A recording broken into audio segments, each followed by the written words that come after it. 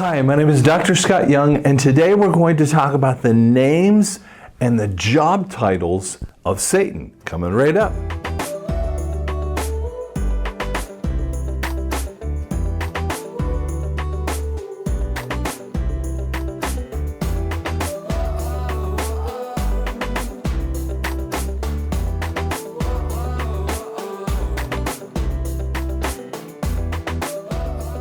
Okay.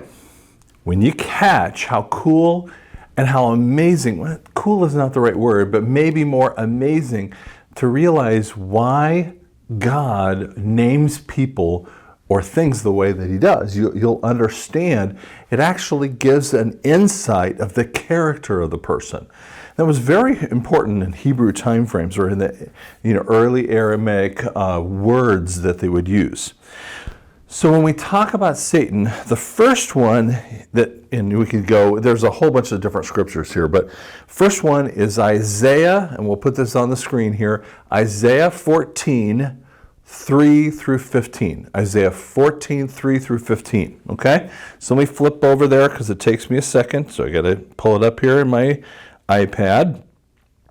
Now I use something called the study Bible here, and it is a kind of a cool little study Bible.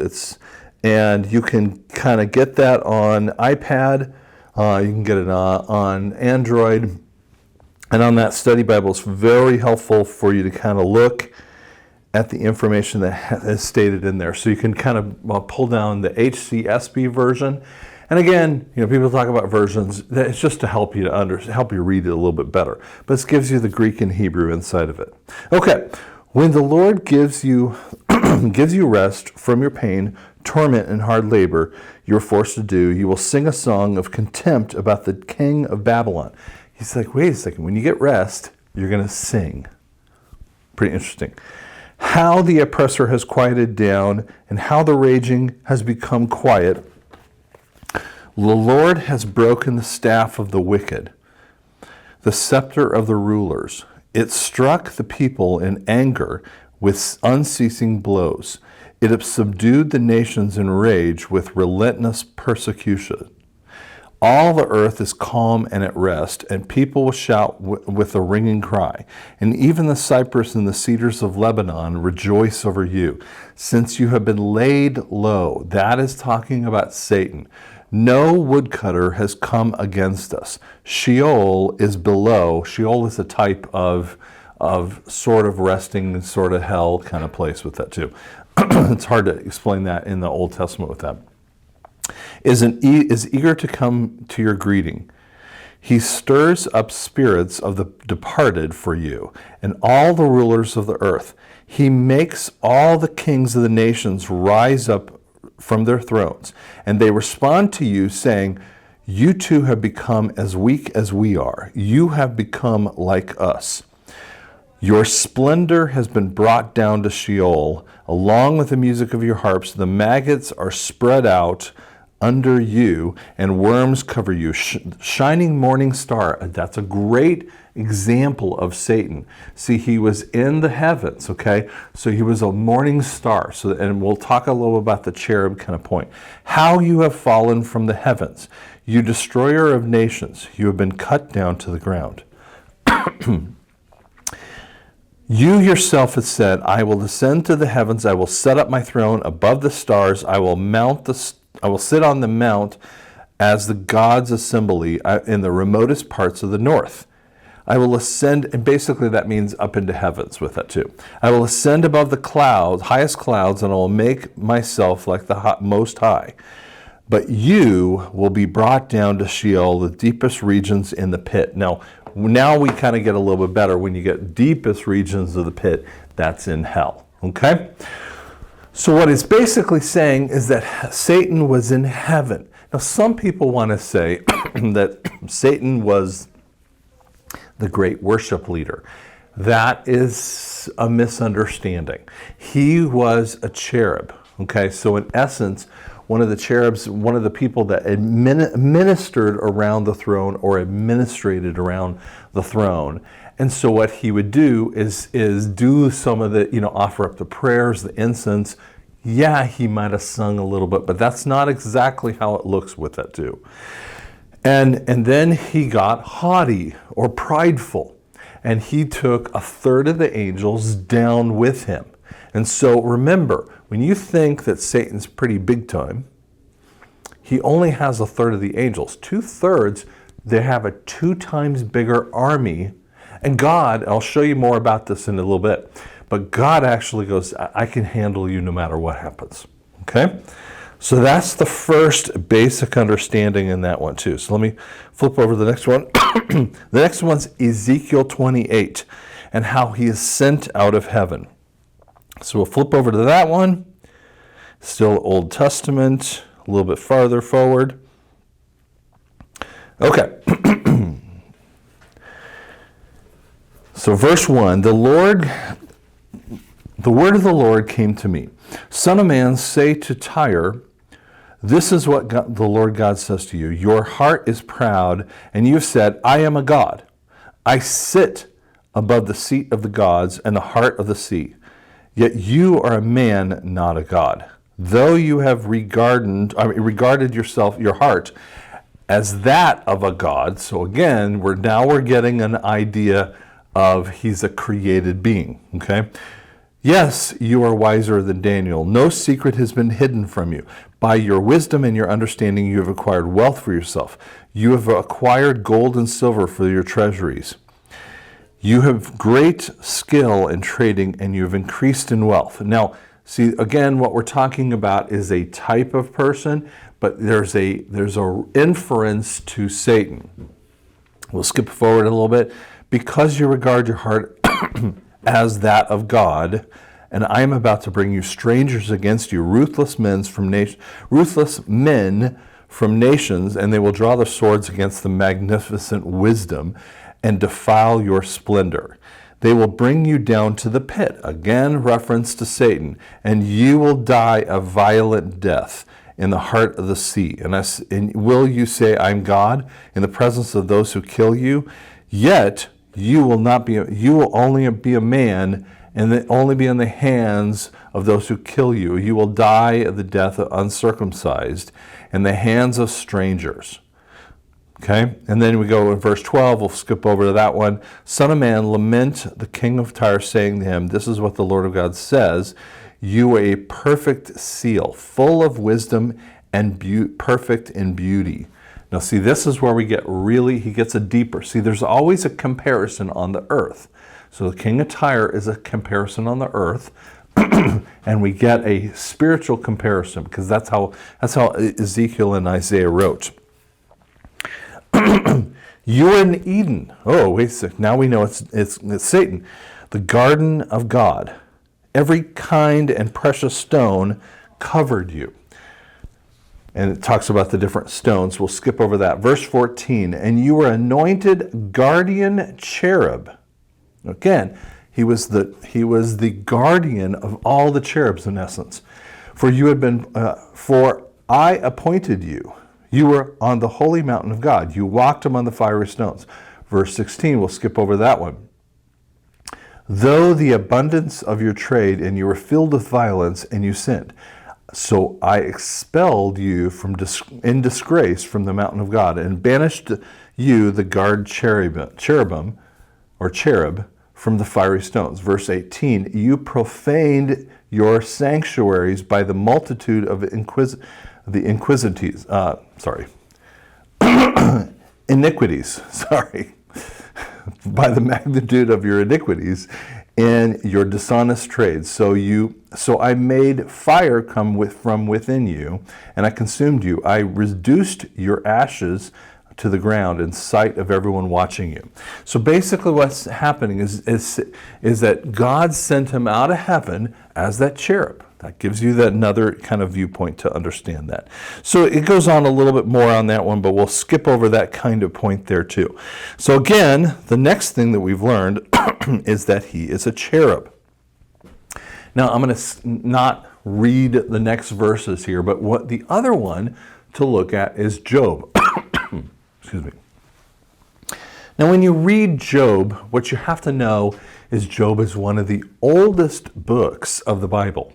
It was one of the first ones written, but it is a very unique extended story about evil. It explains that. It explains wisdom. It explains, knowledge that doesn't make any sense. It has a huge amount of information in there with that too. It also, sorry you're seeing me off screen there, it also gives you an idea of leviathans, which are a type of dinosaur that actually existed at the time of Job. So it kind of gives that opposite viewpoint of evolution with that too. Now, what you first notice in the beginning of Job, in chapter 1, you got Job on the planet. He's very well blessed. He's got a big family, a lot of sheep, a lot of money in the bank account kind of thing. He's doing very well. And Satan, who has been wandering on the planet, see, he's been relegated to that place.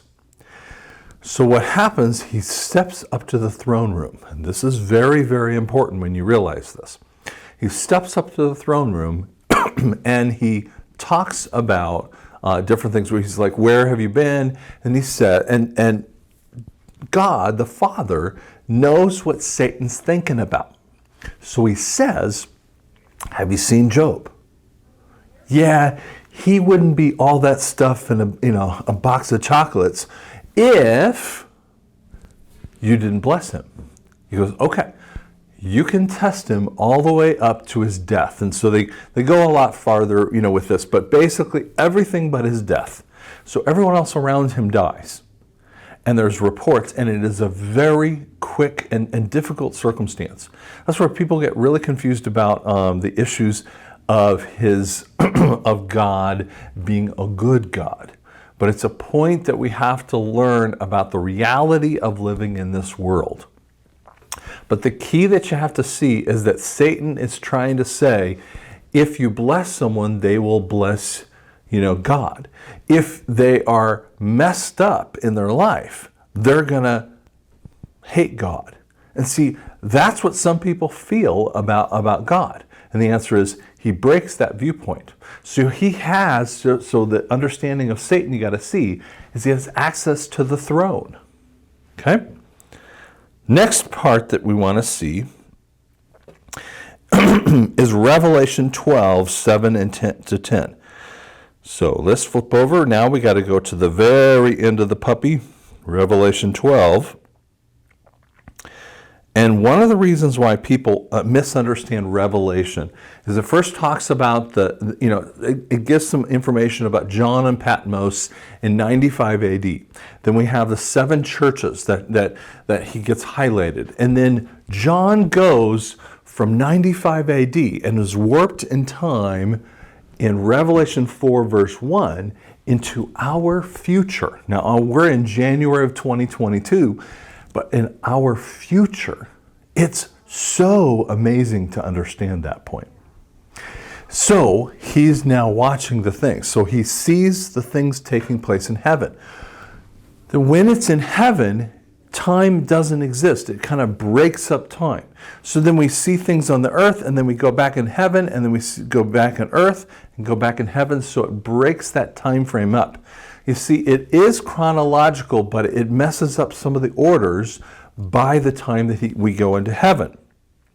Now, this is a time in heaven. So when we see through chapter 12, what we're trying to, he's basically, God the Father is telling John a little bit about the history of the world. Now, Chapter 12, verse 7, then war broke out in heaven. Michael and his archangels fought against the dragon. The dragon and his angels also fought. Okay, who's the dragon? Satan. Okay, it's really important to catch that. But he could not prevail.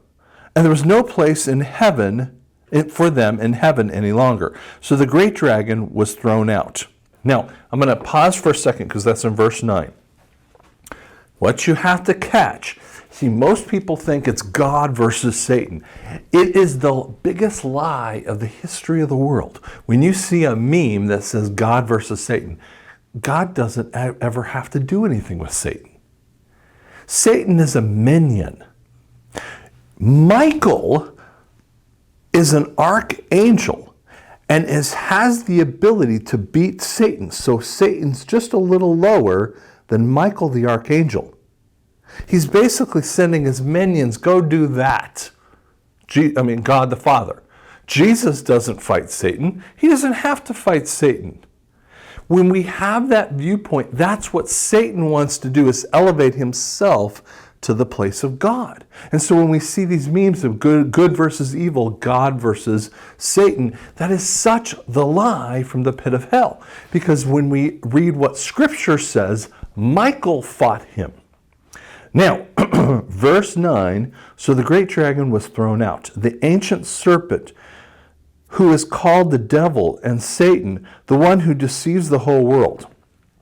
He is thrown down to the earth and his angels with him. And you go, yeah, but why does it keep doing that? Because it keeps saying his name. So Satan describes his character, the name of this, okay? The serpent means a snake that is artfully malicious, strongly cunning. Wait, a snake is cunning and is creative in the way that he's cunning. So that's one characteristic. Devil is the word diablos. Now we use that in Spanish to understand Satan, okay? Meaning slanderer with false accusing. Oh my gosh. Do you catch when you falsely accuse someone, when you slander someone, you're actually speaking Satan's language. Many times we don't realize that, because when we gossip is a type of satanic speech. You see, we want to place pornography and rape and killing and all these other things up way high in the scale. And we say, well, gossip is way down here, and maybe lying's a little higher than gossip. But do you realize when you're gossiping, you're speaking Satan's language? Because it's a point of slander that happens. It's false accusations. And Satan is Satanas, which means adversary or prince of evil spirits, that shows that he incites the apostasy. See, Satan incites the world to do the work that he wants to accomplish with that too. So that gives you like, whoa, when you see his names, do you see?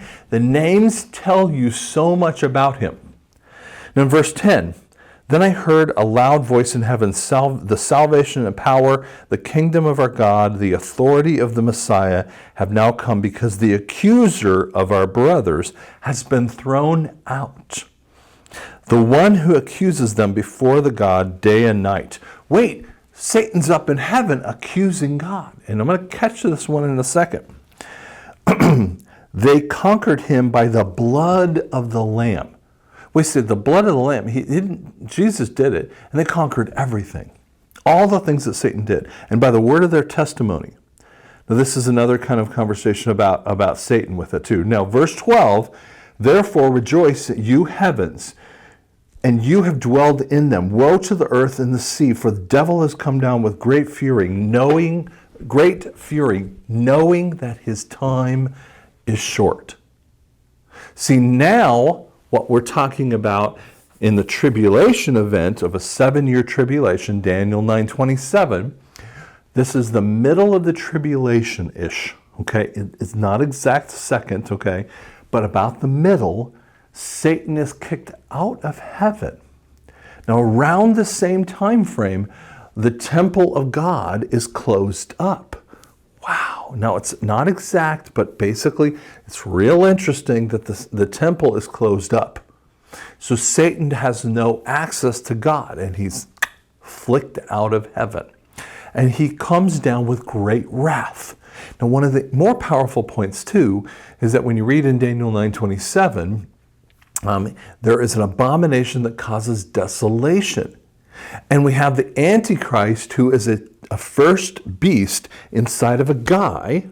And then guess what happens after that? When they have a death throw event, they have a head wound, a mortal head wound, and he survives, we believe that Satan comes into him. So now we have the three personalities, the guy of the Antichrist with the first beast that activates the first half of the tribulation from Jesus, who introduces the first beast, to Satan, and now hell on earth reigns. That's why the second half of the tribulation is way tougher, way worse than anyone can ever imagine.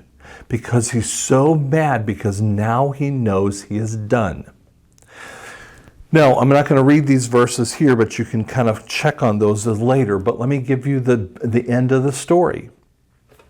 The last part of the story of Satan is that at the end of the tribulation, when we have the great earthquake, the great day of the wrath of the Lamb, which I believe is Yom Kippur, and that's the very last day of the tribulation, when Jesus is already on the planet making things right, what occurs is that that Michael shows up again.